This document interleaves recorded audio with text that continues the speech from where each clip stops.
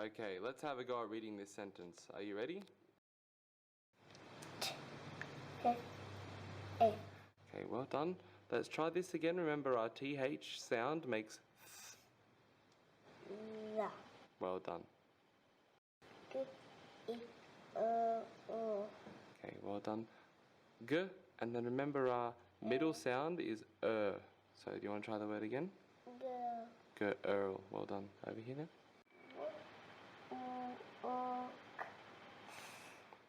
And what's the whole word say all together? Well done.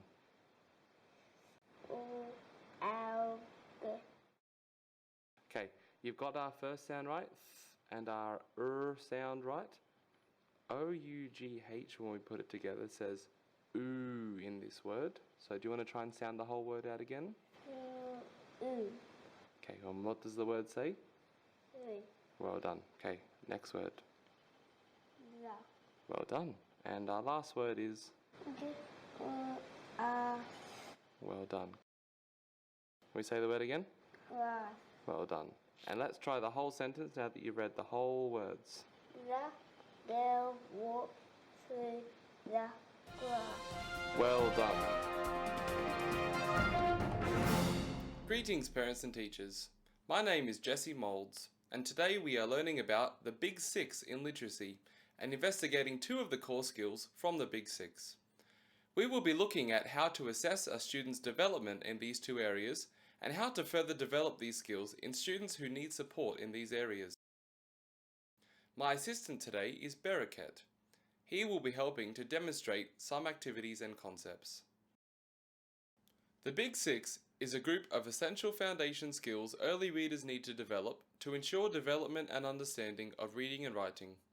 This set of skills encompasses early literacy experiences, phonological awareness, phonics, vocabulary, fluency, and comprehension. These skills are taught and developed from foundation to the higher year levels of education. Today we are focusing on the early literacy experiences and phonics, two of the foundational skills introduced and targeted for development in the early childhood years of a student's education. Here comes Bereket with a book. What book have you brought, Bereket? Let's have a look at the front cover. That's not the front cover. Let's turn it over. Now it's upside down. That's better. We read the words from left to right. That's this way. Reading from Sandy Beach. That is the title of the book. Let's look inside the book at the story.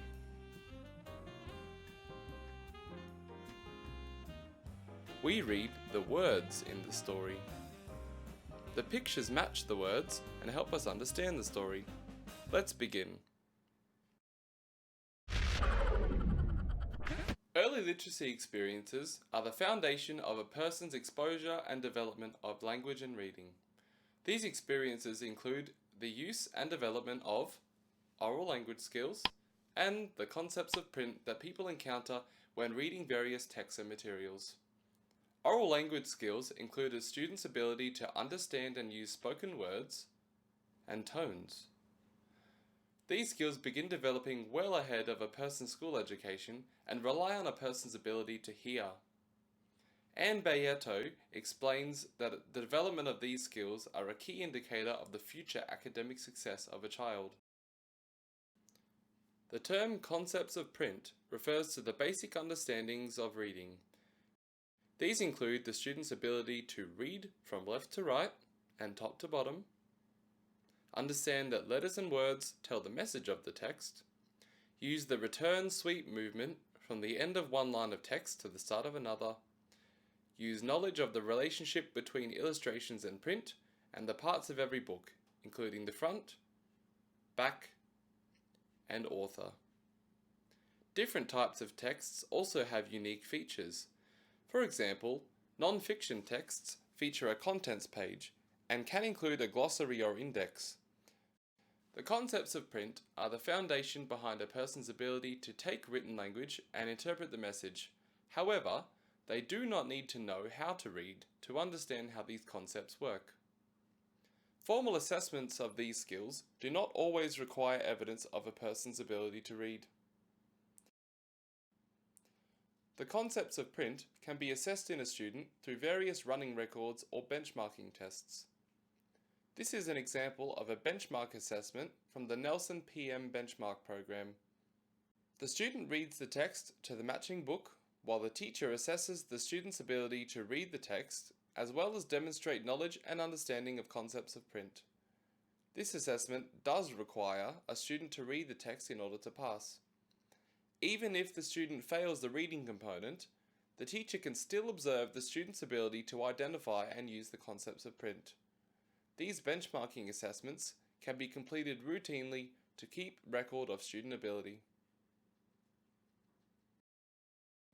Early literacy experiences can be enhanced and practiced in many simple ways. It is important to ensure that these experiences are positive, so as to maintain a positive conceptualization of reading in the student's mind.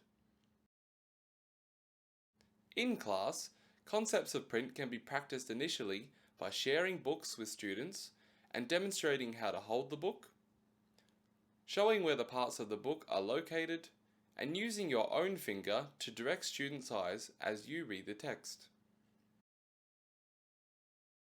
This can also establish a foundation for later guided reading practice when students are able to read in small groups or individually. Even older, more experienced readers benefit from demonstrated reading, as more complex vocabulary and concepts than they are able to read independently can be introduced to them, promoting rich discussion and learning. Oral language can be practiced routinely and regularly, as it is an important and common skill used among people of various ages. Firstly, students benefit from teachers and older people engaging in conversation with them. Having a more experienced person directing and scaffolding conversation gives students the chance to talk and use language to send messages. Teachers should also vary the types of dialogue they use when they engage with their students. Research conducted by Smith, Hardman, Wall, and Mroz revealed that teachers are responsible for most of the words spoken in the classroom, with dialogue between students and teachers usually lasting 5 seconds or less. Furthermore, only 10% of questions asked to students were open questions, during which students could think about their response and deliver their own ideas, as opposed to the more common closed questions, which warrant one of a few options in response. When questioning students, it is important to allow time for the students to think about their answer, as they are less experienced in articulating their thoughts than teachers are. Other opportunities for oral language to be practiced and developed can be conducted through buddy classes, in which younger students have the opportunity to read and converse with older students, and in-class activities involving students relying on oral communication and listening, such as show and tells, verbal multi-instructional tasks, or no pens lessons, in which all the learning is conducted through listening and speaking.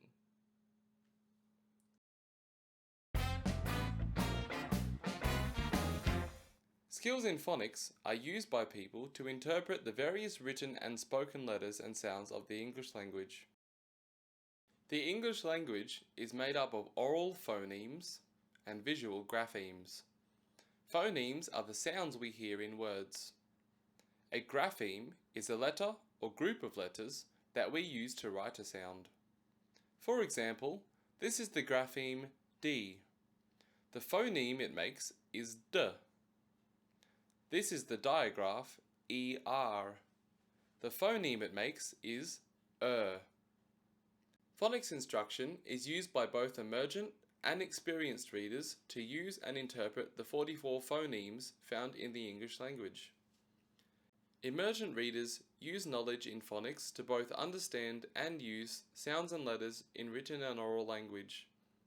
It is also used to decode or break apart unfamiliar words into pronounceable, understandable pieces. Experienced readers, who are skilled with the use of phonics, use it for the same purposes comprehensively, fluently, and at a more advanced level. Student decoding skills are required less often as their vocabulary expands, but are still used for difficult or unfamiliar words. Phonics instruction is essential as it is used rapidly and frequently among fluent and developing readers throughout their lives. Inexperienced readers use phonics in a similar way to how a learner driver uses the pedals of a car. More time and concentrated thought is spent by these readers to pull apart and sound out words, similarly to how much a learner driver concentrates on changing gears, accelerating and braking at the appropriate times.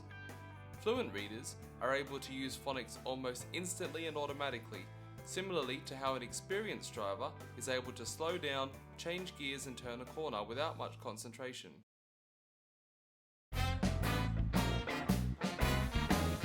Student knowledge of phonics can be diagnosed and assessed in various ways. Schools around Australia use many different synthetic programs to teach and assess phonics, including Thras, Jolly Phonics, and Hooked On Phonics, each with their own styles and methods. Most programs have their own diagnostic assessment test. This is an example of the Jolly Phonics assessment. Students are shown flashcards with each grapheme and are asked to sound out the corresponding phoneme. It also enables a teacher to test their letter name knowledge, ability to blend sounds into words, and spell different phonemes within words. This, of course, needs to be completed by a teacher in a one-on-one scenario. Assessment of student phonics knowledge does not always need to be formal and one-on-one. Teachers can monitor learning with tools such as flashcards or PowerPoint presentations, as a class or in small groups as frequently as they need to. This enables teachers to run effective consolidation lessons to monitor and observe student progress and evaluate whether phonics content needs to be retaught or revised depending on student feedback. In order to become confident and independent readers, students need to have an adept knowledge and understanding of phonics and its application in reading both familiar and unfamiliar texts. This can be inherently difficult as the phonological rules or patterns found in the English language can be both confusing to new readers and broken on a case-by-case basis. For example, a student I teach has proven to know the basic phoneme for the letter O, seen at the start of the word on. The student also learned the word one through the Dolch sight word program and recognizes that the O in this word appears to make a W sound, like W. Recently, this student has started learning about the relationship bossy E has on a vowel like in the word tone. The student can recognize and interpret how this rule works while reading and has proven in their phonics test that they know this digraph.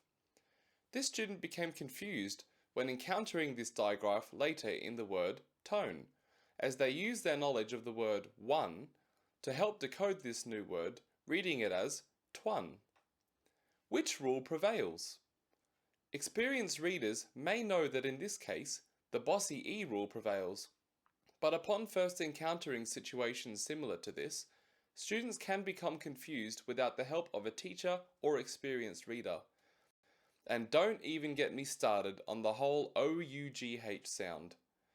It has several pronunciations depending on the word, including rough, though, trough, ought, through, plough, and borough. Denise Ritchie, a co-author of the Thras program, argues that learners with excellent critical and logical thinking skills can tend to fail or struggle with phonics and spelling, as they can often take a logical approach to spelling. When sounding out phonetically incorrect words, such as what or was, these learners sometimes logically spell the word based on the single grapheme phoneme relationships, resulting in what being spelled as W-O-T and was being spelled W-O-Z. Due to this anomaly, phonics taught orally is not sufficient enough without visual learning experiences to link different sounds to common spelling combinations. In responding to student difficulty in phonics, phonics would be practiced every day or multiple times a day. Explicit instruction on the phonics sounds is strongly supported as an efficient method for learning the phonemes and graphemes of the English language.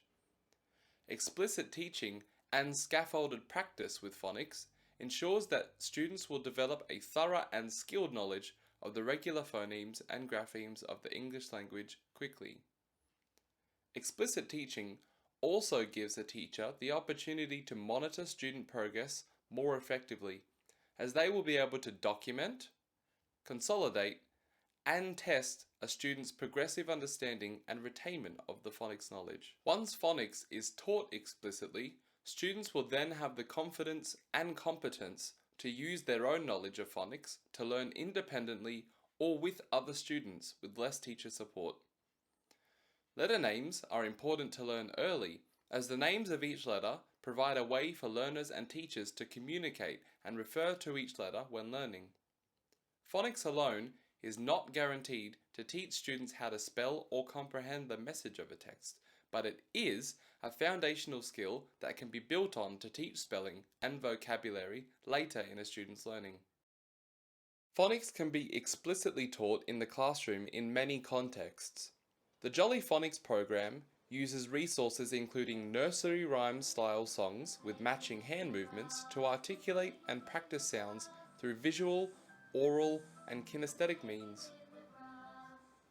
as well as flashcards, puppets, and posters, which can be used to scaffold and practice phonics in the classroom through various stages.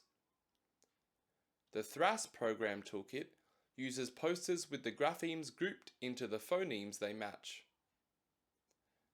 Hot words posters also are used that emphasize the English phonemes in various words. Handwriting tools are used, and teacher reference materials and even an iPad app to embed ICTs into the classroom and engage learners. Flashcards are an essential part of a phonics toolkit.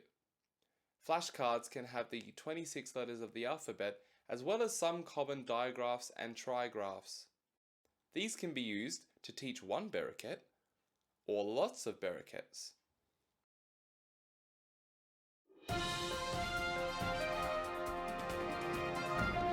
From the development of oral language, concepts of print, and phonics, students are able to establish a foundation upon which to build their reading experience. These components of the Big Six are not sufficient enough to make a fluent, experienced, independent reader, but are crucial skills that need development in order for a reader to establish confidence, build on further learning and academic skills, and start reading for various purposes, including learning, communicating, and of course, pleasure.